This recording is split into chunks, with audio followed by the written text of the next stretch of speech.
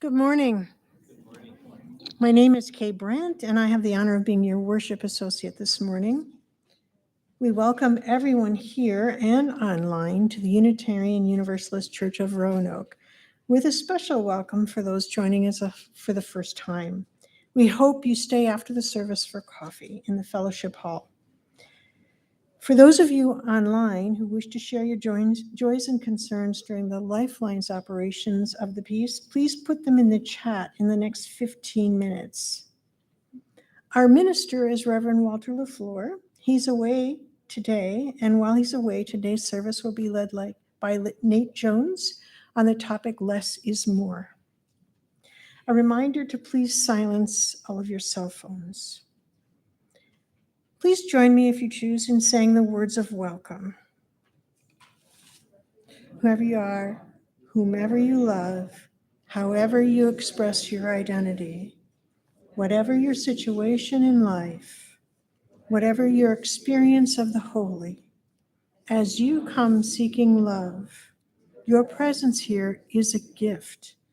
Whether you are filled with sadness, overflowing with joy, needing to be alone with yourself, or eager to engage with others, all who welcome all are welcome here. And now we'll have a board report by Catherine Hoffman.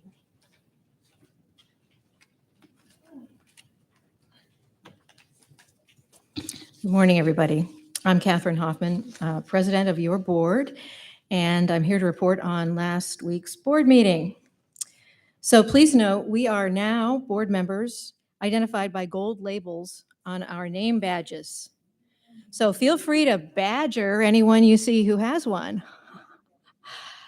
We welcomed Gordon Malcheski, President-elect, and Teresa Poole, Member-at-Large, to their first official board meeting, and they have passed the Laughs at Stupid Jokes test with flying colors.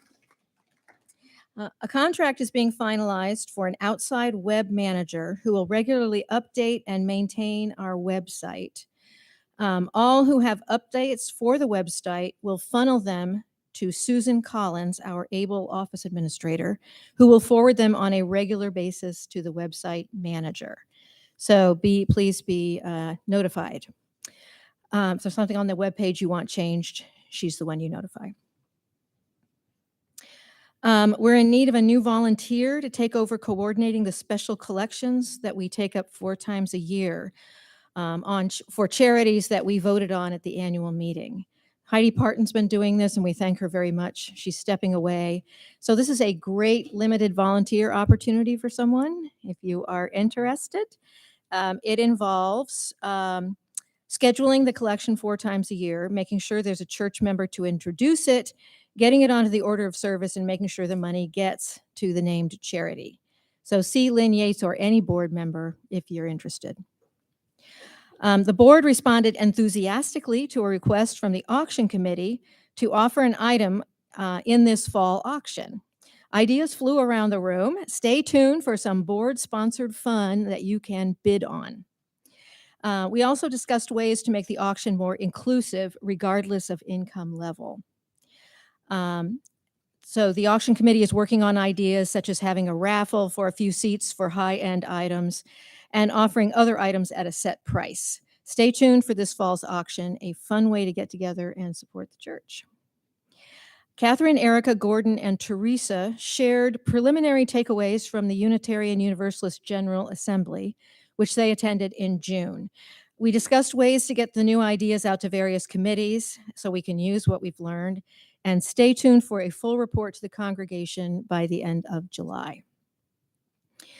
We discussed ways to gather information about how to improve our efforts to attract and retain new church members. And we reviewed the church's financial state. Though we're profoundly grateful for the generous pledging so far, we're still about $20,000 short of what we need for this year's operating budget. We also noted with concern that more than the usual shrinkage, i.e. pledges that were never paid, occurred last year. With the loss of one of our cell phone rentals, the church has entered a new era of need for support from you, the members. Please, if you have any questions about any of that, ask us. Future Ministries Fund, which is supporting our own Anna Tulu's seminary education, is in need of more contributions to cover her 3rd and final year. She's doing great. We saw her at GA. She's burning the place down. See Erica Joyner or any board member if you want to continue to support her education. We are very close to bringing back the Shared Ministry Committee with one more member needed. Shared Ministry does the key job of monitoring the overall state of the congregation and gathers congregational input on important decisions and issues facing the church. If you're interested and want to consider serving on this committee, see Lynn Yates or any board member. And thanks to Heather Mason, further training on using Power Church, a platform that allows us to keep track of membership and many other things, is now underway. And we laid further plans for the board member training, which will take place in August, and board retreat in September. So if you have any further questions or want further information, let us know. Board meetings are open. All are welcome to attend. Our next meeting is Tuesday, the 8th of August at 6:30 in the Olin Room. And contact me, Catherine Hoffman, if you have any business for the agenda. Thanks.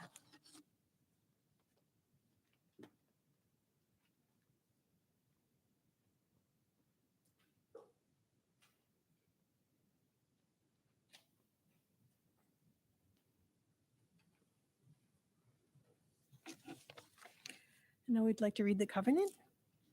We commit to supporting each other with respect and direct communication as we work in community to explore spiritual growth and to be a force for good in the world. Good morning, everybody. When Nate sent me his topic, which was less is more, becoming minimalist, the first song that popped into my head was Bare Necessities. But then he sent an email and he had a list of, songs that I might consider or things to help, and Bare Necessities was on there. So I thought that is just the perfect choice. So this one It's from a Disney fake book that a friend of mine sent me. Like every Disney tune in the world, it's a little piece of heaven right here. And but it's a fake book, so I just got to make it up as I go along. So that's what you're going to hear. So forgive me if it doesn't go quite as well as it did at home.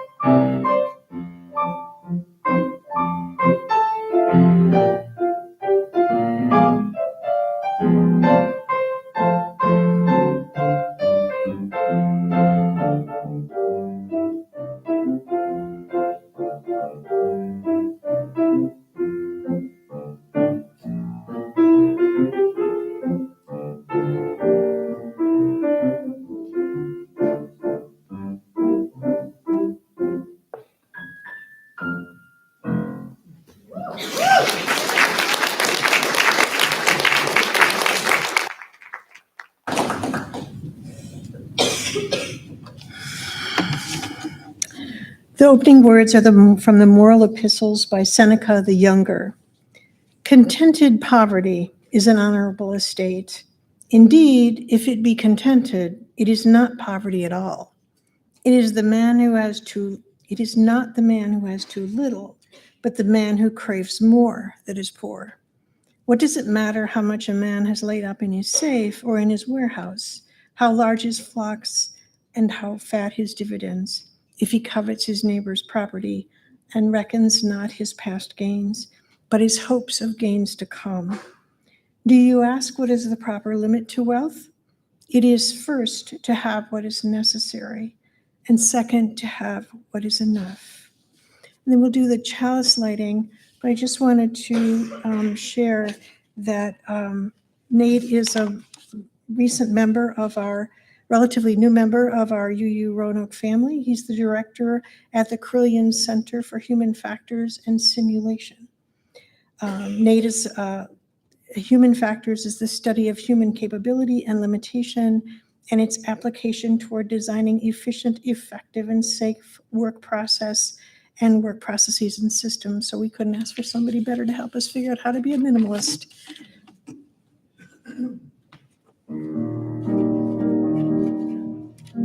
May the light we now kindle inspire us to use our powers to heal and not to harm, to help and not to hinder, to bless and not to curse, to serve you, O Spirit of love.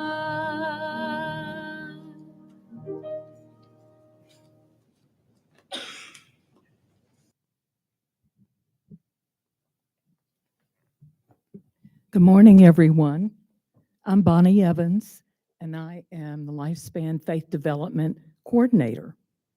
And one of my duties is to sub for Jessie, which is really hard to do when she's not here. She has very high standards. So I would like to invite anyone to come on down who is young in age or in spirit. Come on, Jake, I need your help. So we've got the Jones family today interacting with the, with the congregation.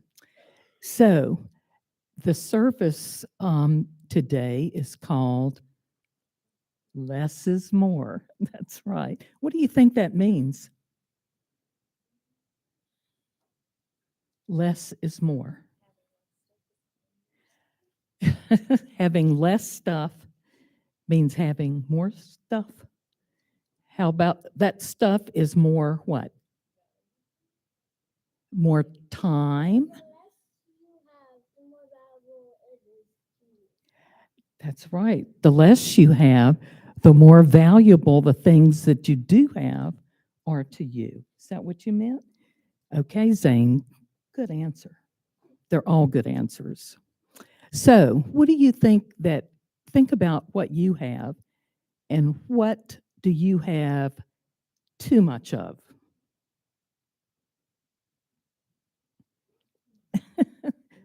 Think about, do you have too many toys? Too many books? No, never too many books, right? You can reread those. Jake, what do you think you might have too much of? What? Oh, too many pillows? So what you said? Too many pillows. I don't know if you can ever have too many pillows. My husband would disagree. Yes? Yes, you can put pillows everywhere. Well, I'm going to give a great example today for you of of less is more. And I invite you to go through my purse and lay on the floor anything that you find too much. Like if I have duplicate, more than one item of something that really you don't need but one of. Okay? First of all, your mission is I want you to hold this purse. This is what I carry around with me. No wonder my shoulders are bad. I've got two bum shoulders. No wonder. So just take the items out and anything you see, no, not into them, but just out. Well, that's a phone. That's right, but I've got stuff crammed in. Yeah, I do.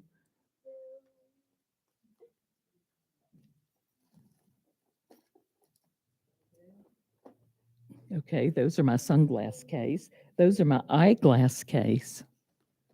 Oh, what's another wallet? Oh, okay. What's that? Yeah. Two fans. Do I need two fans? Okay, so we get rid of that one. Okay.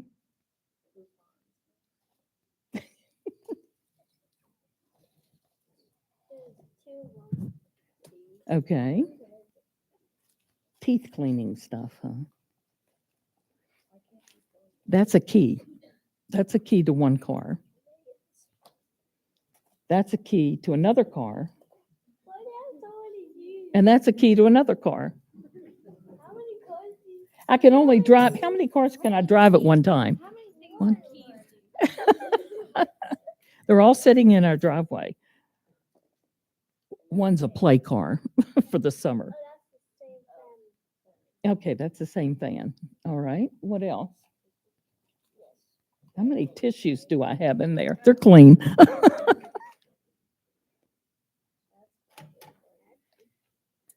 Are you lightening my purse for me?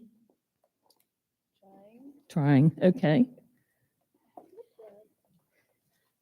That's my makeup. Receipts. That's the same fan. It keeps being recycled. More flossers. Lots of that.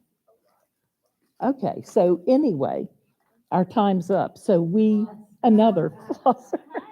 You didn't say anything about time. Why do you have so much? I don't know, because, man, I'm taking care of these teeth. That's why. They cost a lot of money in Costa Rica. So.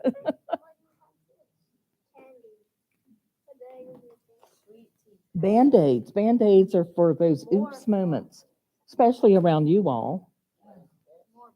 More Band-Aids. Wow. More candy. Ooh. Ooh, you want to take one of those? That'll lighten my purse. Jake, you want one?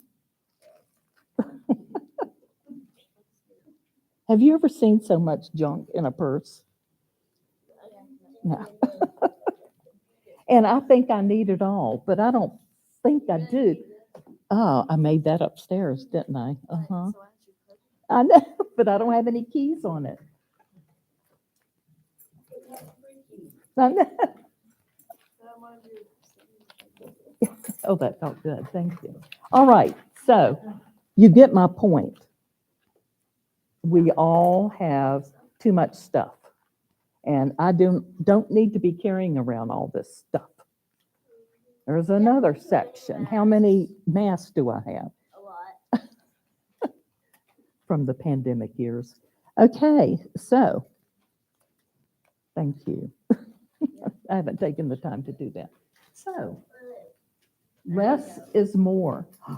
Thank you. So if I get rid of this half of this stuff and it's less in my purse, will it be lighter? Yes. Will it help my shoulders? Yeah, it will. Can I probably get a smaller purse?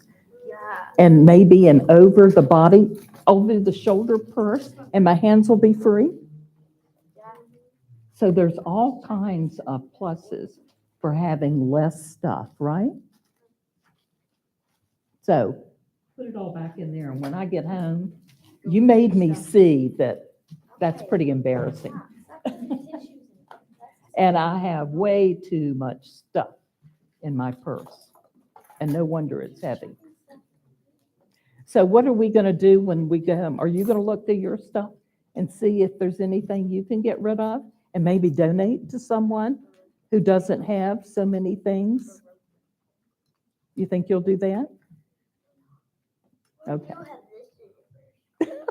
What happened to it?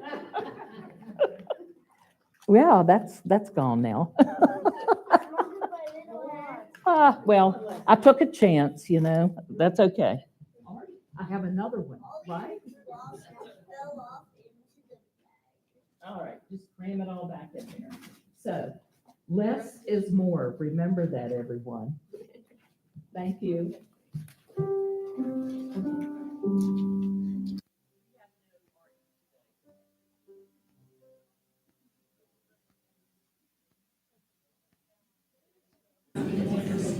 Thank you. And for my final trick. Thank you.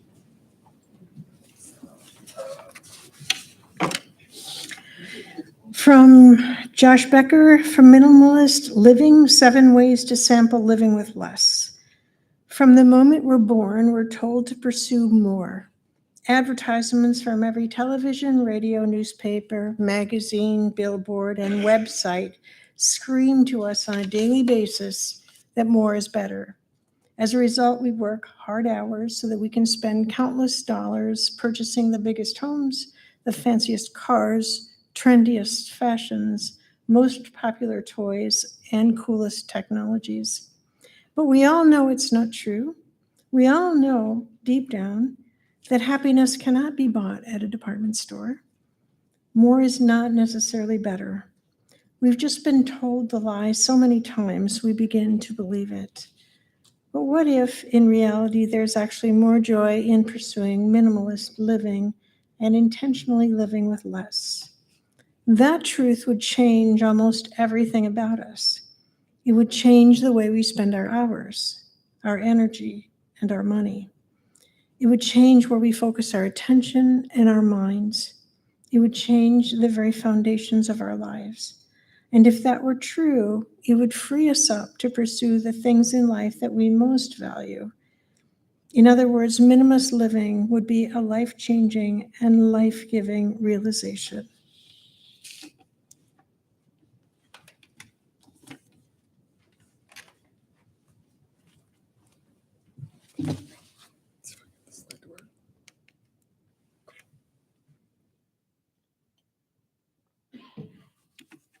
So I want to say thank you to Betsy for putting the extension on here, because the world is not designed for people of my height. There's a legendary German designer named Dieter Rams, whose minimalist design principles are found in many of the most popular and prevalent devices today.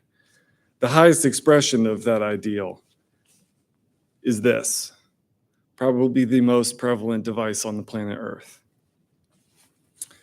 Rams coined the phrase weniger aber besser, which means less but better.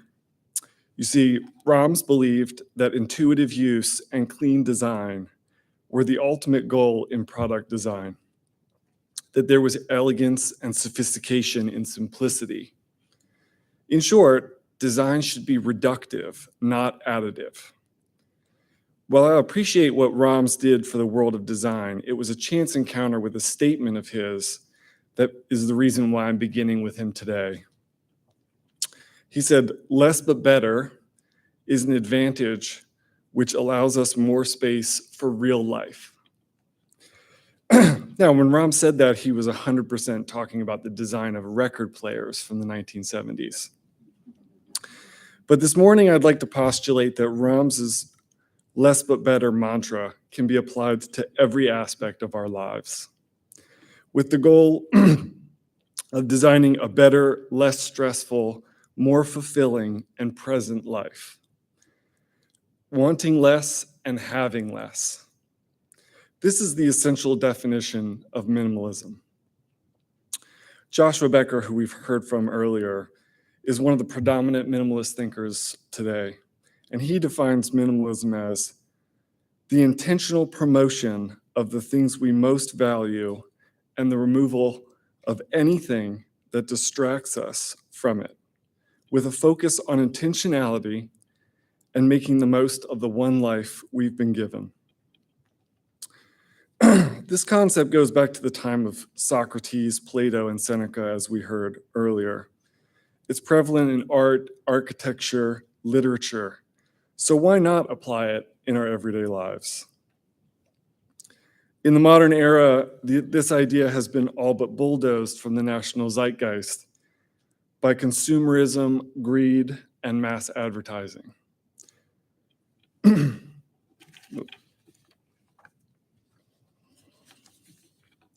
From the day we are born, we are constantly inundated with the idea that more is better. The ill-named idiom, keeping up with the Joneses, is that which drives much of society to, as Dave Ramsey so eloquently put it, buy things we don't need with money we don't have to impress people we don't like. I'll admit, I was convinced of this at one time in my life, as many of us were, that if I could just get the latest tech gadget or a nicer car or a bigger house filled with all the things, that I would be satisfied.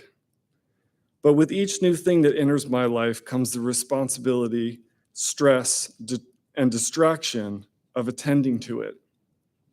Feelings that are exacerbated when the inevitable hedonic adaptation follows. So today we're going to run through a thought experiment of how all aspects of life could be better with less. So I'm still somewhat new to this and working through the fits and starts of changing my perspective. But I think my proximity to the starting line allows me to provide fresh context on how to get started, which is often the hardest part. Now, before I go any further, I want to point out that getting rid of things you have is the pitch perfect definition of a first world problem. I acknowledge that there are people in the world who have little to nothing and must see this predicament that so many Americans find themselves in as bewildering. Well, here we are.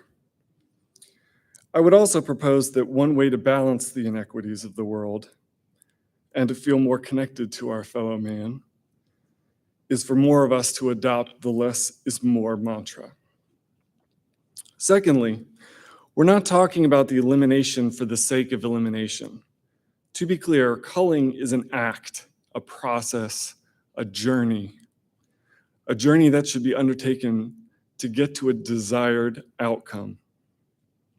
It's not about crafting Instagram-worthy minimalist house with Danish furniture and succulents everywhere. It's about identifying a goal, for example, a more present life with the things we care most about, and the process required to getting to that life of minimal distraction. If you love books, keep them. If little glass unicorn figurines illuminate your soul, then put them on display. So let's start by revisiting the predicate of Becker's minimalist definition. The intentional promotion of the things we most value. What holds most value? What do we strive to attain? What provides us with the most satisfaction? In all actuality, the exercise of interrogating ourselves to discover that which we most value may be the most enlightening part of adopting this lifestyle. Day-to-day life can often crowd out time for this type of reflection. Is your goal experiencing the universe and all of its wonder? Is it connecting with your fellow man or understanding the human mind? In broader terms, we seek things like happiness, focus, self-actualization, awe, wisdom, growth, stillness.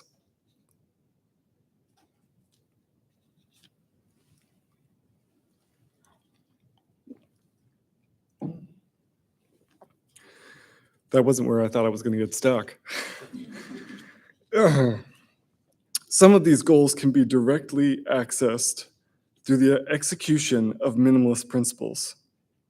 Others may be more indirect byproducts of the time and energy you gain from minimizing your life. Regardless, spending time contemplating that which we truly value is time well spent. Now let's examine the other side of the equation. What's in the way? The answer that I have come up with is highly technical, so stay with me. Stuff. Now, there are 24 definitions of the word stuff. Like stuff is the spin you put on a baseball to make it curve, but that's not what we're talking about. The definition I want to dial in on is materials, ideas, and preconceptions that have little value. Also, when used as a verb, to pack something full of immaterial. To pack full of something immaterial. The reason I like using the word stuff in this context is that you can examine how we use the term to describe the stressors and hurdles of everyday life, to help define the domains where less might be better. Here are some examples of what I'm talking about. I've got to clean this stuff up. I'm so exhausted constantly seeing this stuff on the news. I'm juggling a lot of stuff today. My schedule is stuffed this week. I resent all of the stuff they did to me. I've always been resistant of all this religious stuff. So it's not just material possessions, it's our attention, our time, emotion, and dare I say, spirituality. Perhaps we can deep dive into more of these domains another day. But for now, I think there is plenty of work to be done simply by talking about managing our material things. For me, the culling of material things seems a logical on-ramp to embracing minimalism. It's the first exertion that will begin strengthening these muscles, and it will make the application of these principles in other parts of your life much easier. It's paradoxically the easiest and the hardest place to start. Easy because stuff is all around you, overflowing, multiplying, and intruding in your life. Demanding on a daily basis to be managed, but also hard because it's of all the reasons we've come up to justify holding on to it, including those rooted in our lizard brain, where concepts of scarcity are hard-coded. One example being our propensity to think that objects as external hard drives where we can outsource the safekeeping of our memories. False. Our often delusional pragmatism that tells us we should hold on to a boat battery just in case, even though we do not have or ever have had a boat. False. Our belief that possessions are symbols of our status or personal identity. False. See, if we take the time to allow ourselves to cross-examine these beliefs objectively and honestly, we will often find that the emperor has no clothes. How minimalist of him. But why would we do that, you might say? It's not costing me anything sitting in a box or on a counter. Maybe. But consider this. The prevailing thought in behavioral science and psychology is that the human brain has a limited amount of cognitive capacity, and that clutter can unconsciously deplete from that store. So, the seemingly innocuous clutter is subverting our attention and costing us brain power. In an era where focus seems to be the most atrophied of our mental muscles, we don't need any help getting distracted. Stuff requires arrangement, cleaning, storage, maintenance. So it's costing us energy and potentially money. The self-storage industry in the US has an annual revenue of $29 billion, representing 2 billion square feet of rentable space. And what is that really but 6x10 jail cells for our incarcerated stuff?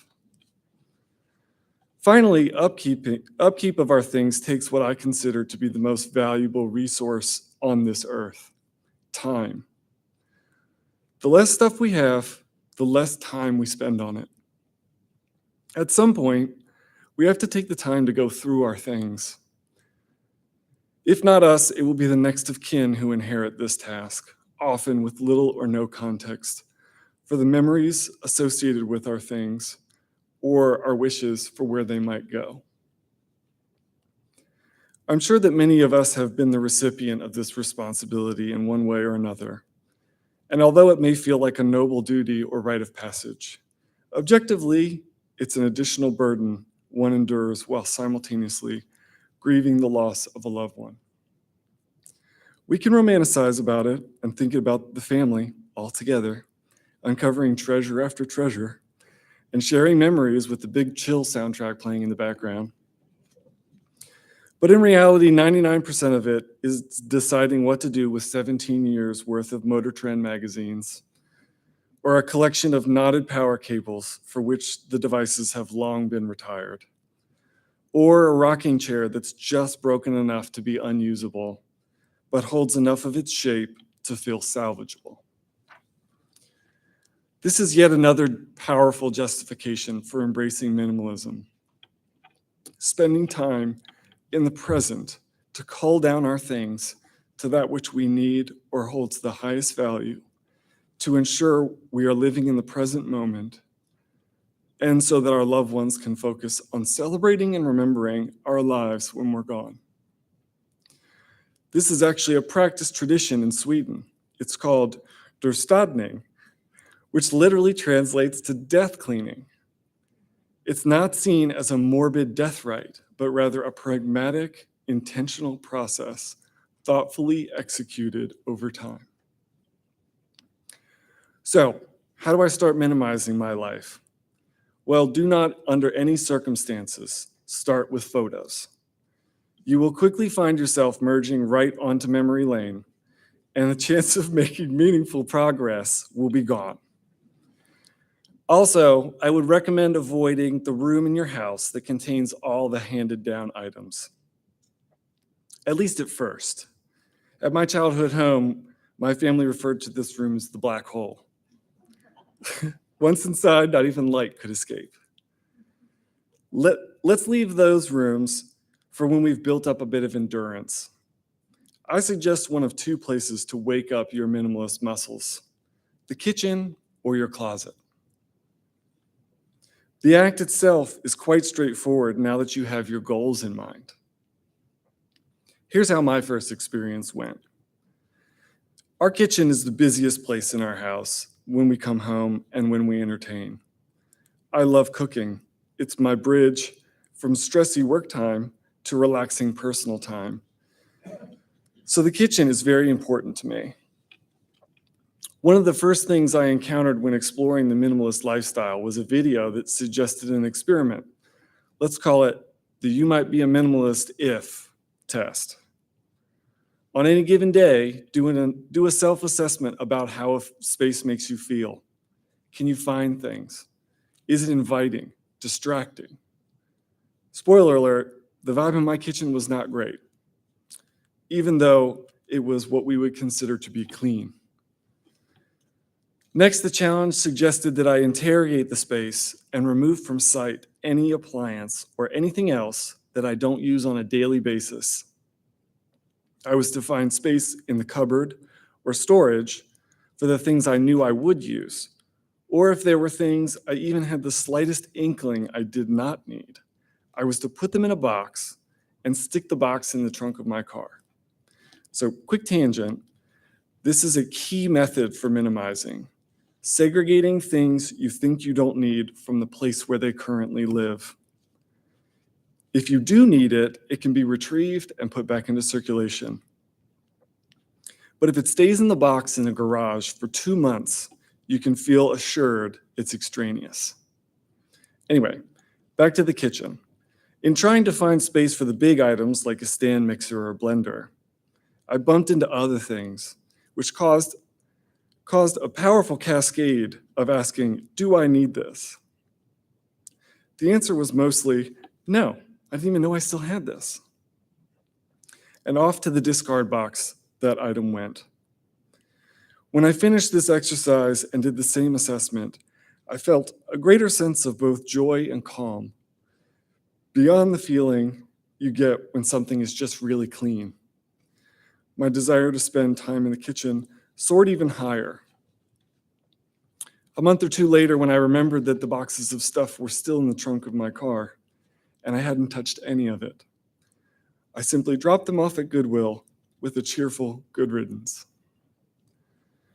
This exercise highlighted the fact that even clutter you don't consciously pay attention to can be a sort of anti-happiness in your life.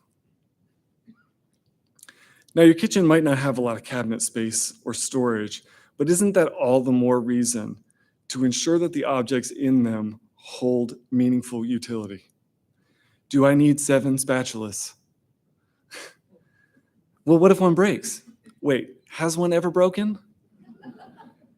Have I have I actually purchased a whole nutmeg seed, let alone used the tool whose sole purpose is to grade said nutmeg? When you say these things out loud and actually hear them, the absurdity quickly turns into action.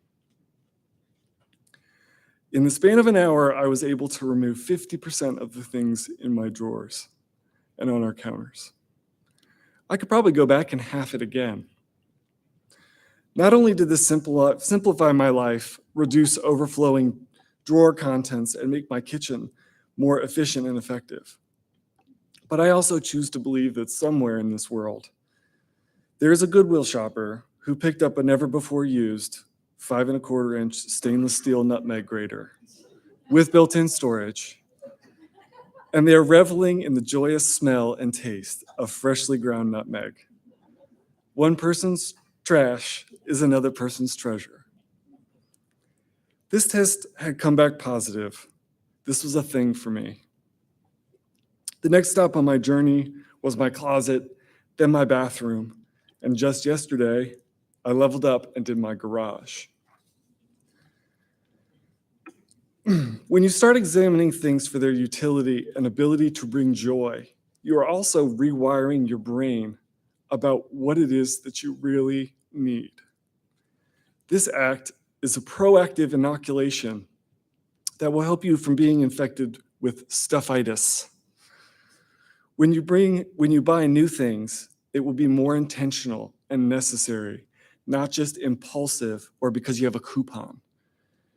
Yes, you may spend more time looking for the optimal solution, but in the long run, studies have shown that this mindset actually saves you money.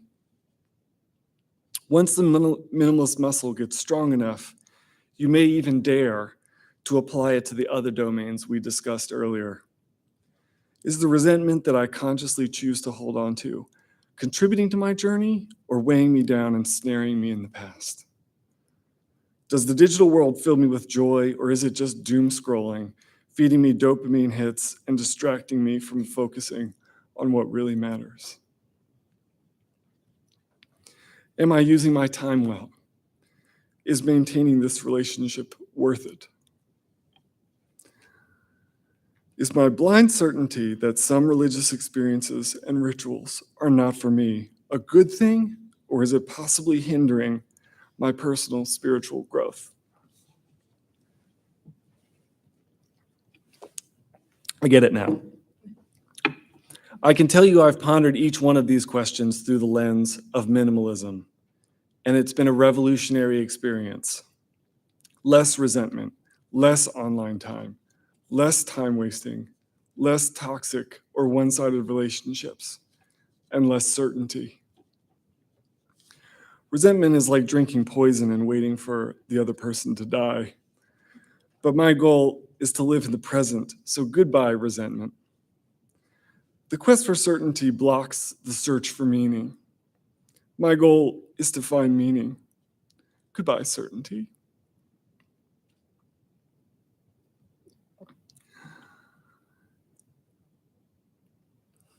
This is the purest form of less is more.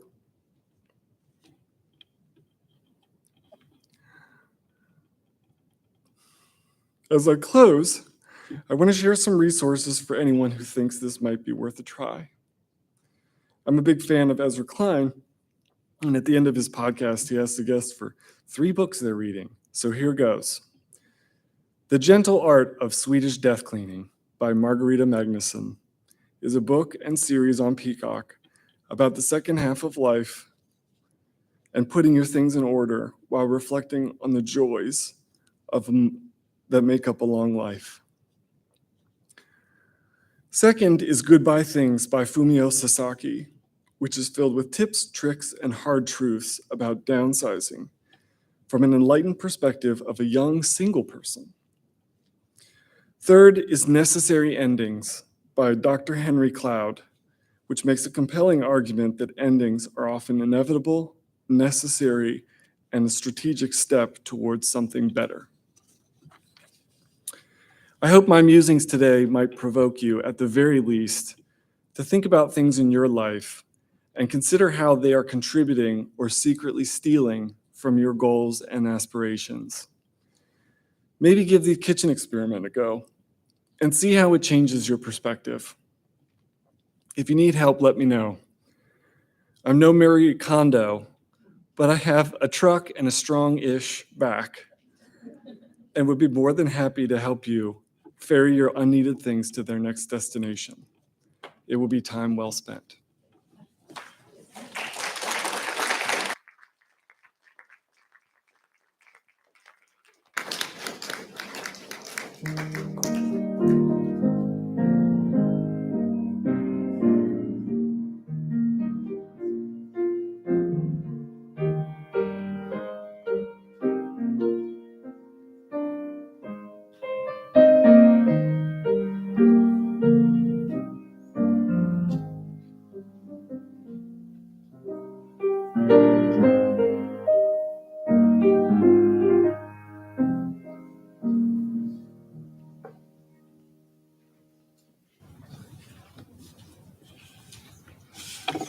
The work of this church requires the time, talent, and treasure of many people. As we collect today's offering, know that your generous gifts will go towards furthering the missions of our church.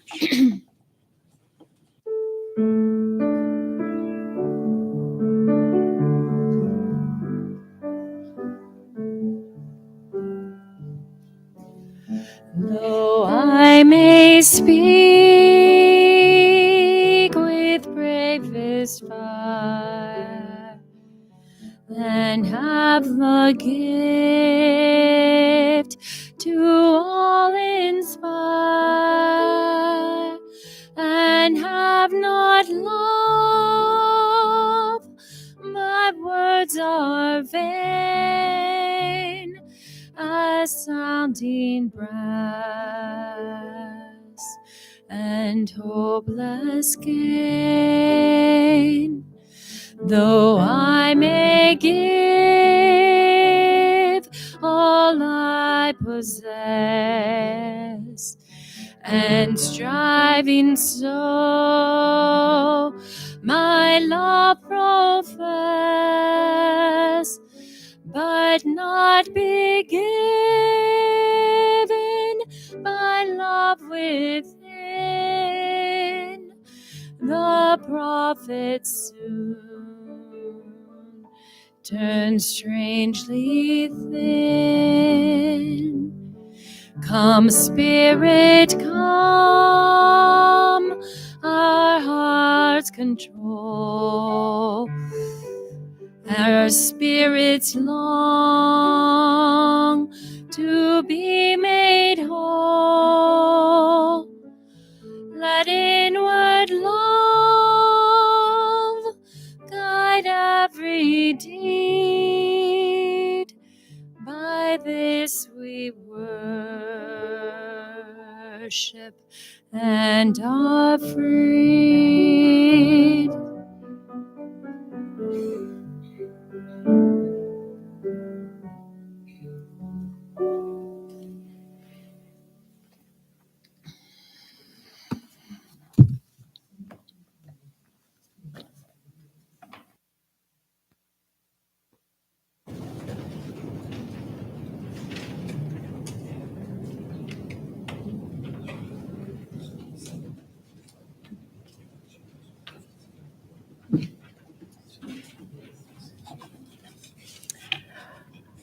Wow.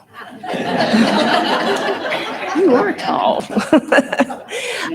Thank you, Nate, rather. I broke out in a cold sweat thinking about my kitchen. I'll tell you that much right now. I'm Jane Harrison from the Caring Committee, and one of the many jobs that the Caring Committee does is to share the the joys and the concerns of the congregation. If you have a joy or a concern that you wish to share, you can write in the Lifelines books, which is on our altar on Sunday mornings. But the rest of the time, it's next to where you get your name tags in the alcove right there.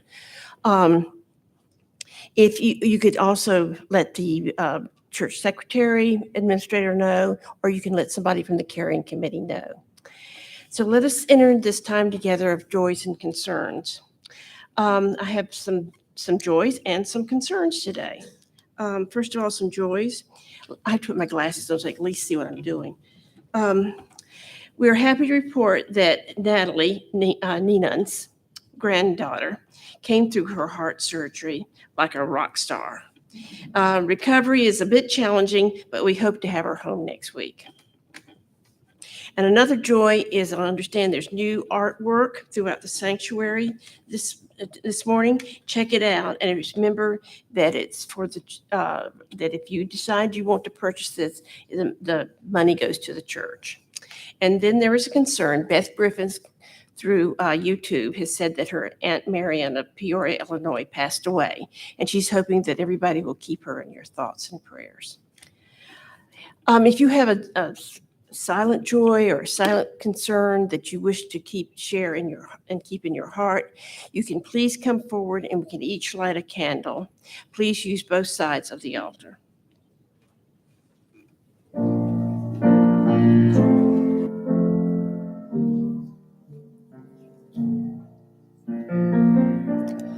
Comfort me, comfort me, comfort me, oh my soul. Comfort me, comfort me, comfort me, oh my soul. Sing with me, sing with me, sing with me, oh my soul. Sing with me, sing with me, sing with me, oh my soul. Speak for me, speak for me, speak for me, oh my soul. Speak for me, speak for me, speak for me, oh my soul. Dance with me, dance with me, dance with me, oh my soul. Dance with me, dance with me, dance with me, oh my soul. Comfort me, comfort me, comfort me, oh my soul. Comfort me, comfort me, comfort me, oh my soul.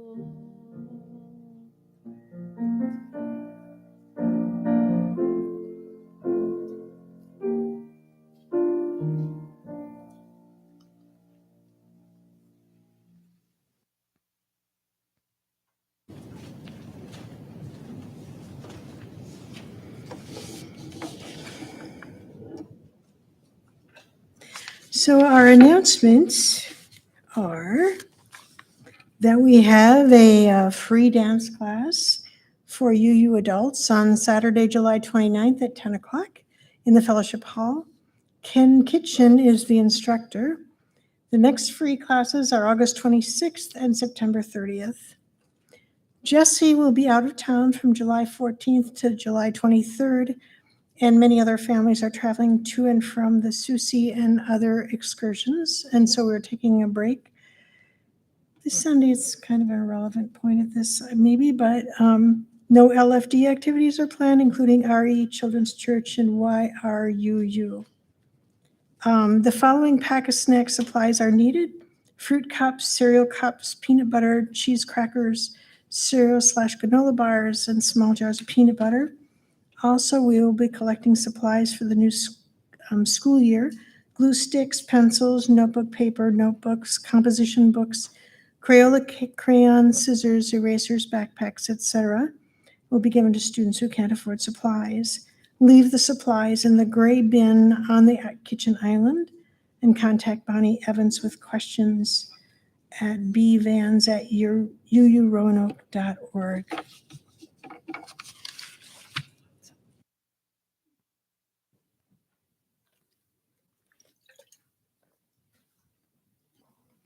So for the closing song, I'm going to have you all sing along because I love to do that during the closing song. And I made it as easy as I possibly could. So I color coded it.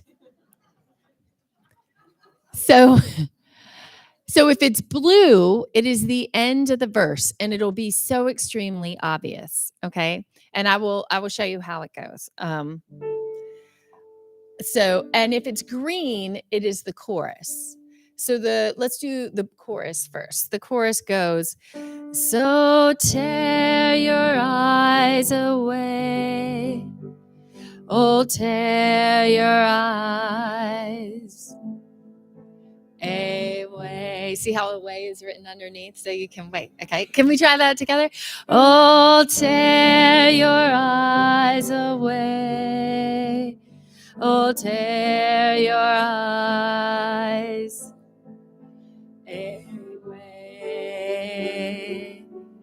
Yes. So, and you'll catch on to the blue one. I bet that you'd be fine without it. It happens over and over because it's the end of every verse. Okay. So I'll just trust you that you can do the blue one. And then, and the green one is the chorus. Okay.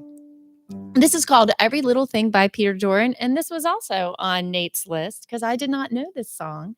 But if you listen to the Minimalist podcast, which I did this week, you'll hear this song.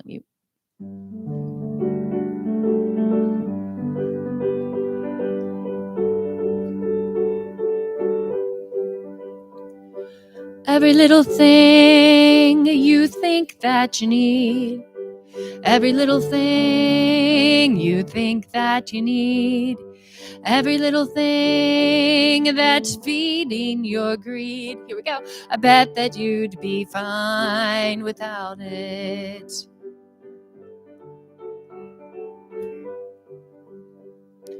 Every little thing that you've gotta have. Every little thing that you've gotta have, that you've gotta reach for and you've gotta grab. Here we go. I bet that you'd be fine without it. So tear your eyes away. Oh, tear your eyes away. Every little thing that sparkles and shines. Every little thing that sparkles and shines. It's driving you sweetly out of your mind. But I bet that you'd be fine without it. So tear your eyes away. Oh, tear your eyes away. Every little thing that you're lusting for. every little thing that you're lusting for. How did you ever get along before? Oh, I bet that you'd be fine without it. So tear your eyes away. Oh, tear your eyes away. Before you're tripping over junk that's lying scattered on the floor, the dusty and discarded toys that don't shine anymore. Everyone you had to have, everyone you swore would satisfy your greedy heart for now and ever. Forever, forever, evermore.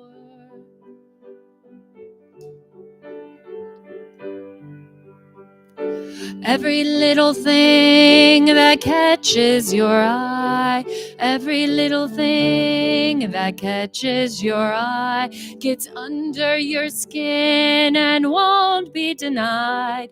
Well, I bet that you'd be fine without it. I bet that you'd be fine without it. I bet that you'd be fine without it.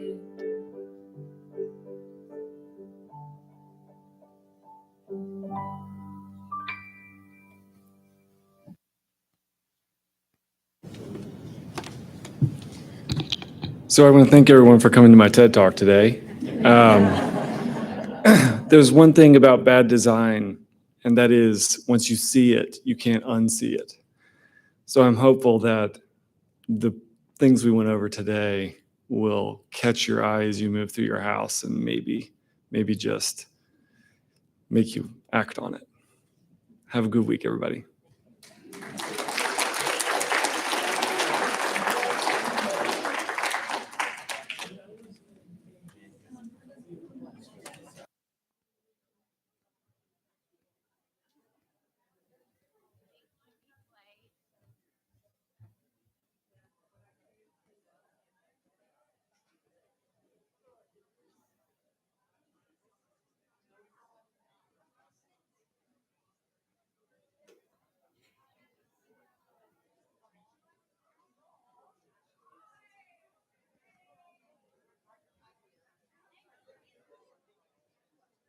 Oh, oh, oh, oh.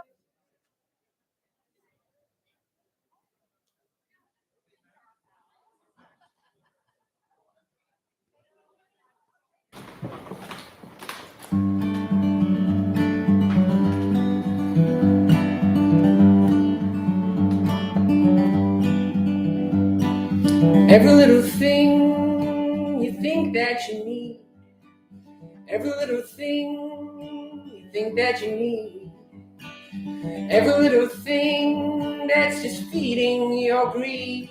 Oh, I bet that you'll be fine without it. Every little thing that you gotta have, every little thing that you gotta have, that you gotta reach for and you gotta grab. Oh, I bet that you'll be fine without it. So tear your eyes away, oh, tear your eyes away.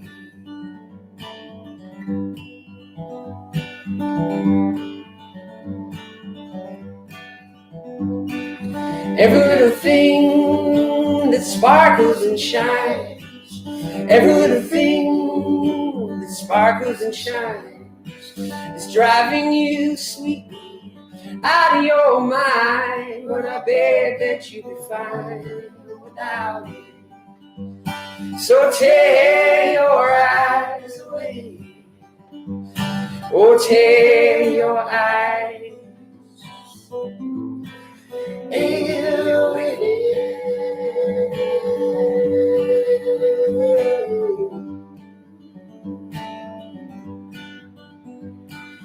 Every little thing that you're lusting for. Every little thing that you're lusting for. How did you ever get along before? I bet that you were fine without me. So tear your eyes away. Oh, tear your eyes away before you're tripping on the junk that's lying scattered on your floor. The dusty bed, the sky, the toys that don't shine anymore. Everyone you had to have, or everyone you swore to satisfy